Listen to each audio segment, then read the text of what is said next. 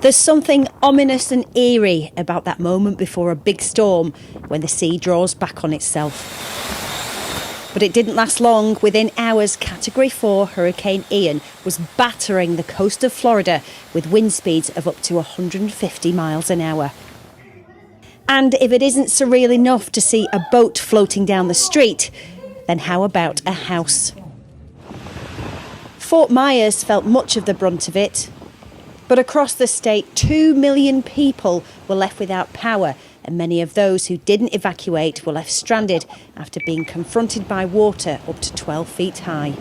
The impacts of this storm are historic, and the damage that was done has been historic, and this is just off initial assessments.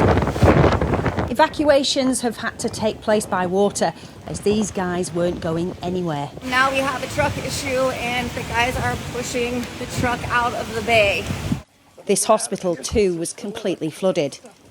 Nevertheless, people are doing whatever they can to help. They're going to be doing a whole lot of cleanup. So we're going to have people going into the area on Saturday to assess exactly what we need to do. Once we get the go ahead, we'll have crews that'll go in. And they're going to actually initially need cleanup and financial aid. This is what it looked like from space. Scientists tend not to attribute any single hurricane solely to climate change, but Ian is typical of the sort of weather event that's becoming increasingly common as the planet heats up.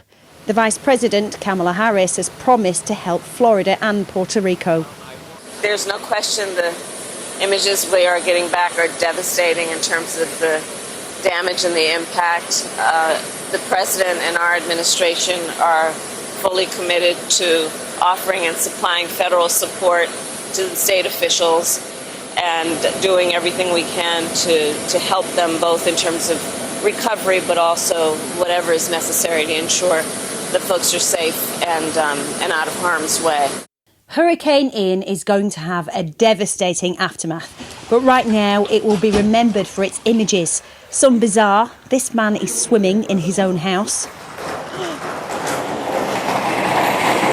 This reporter had a near miss. Please tell me you were recording. But mostly it's images that remind us how powerless we can be when faced with a hurricane of this magnitude.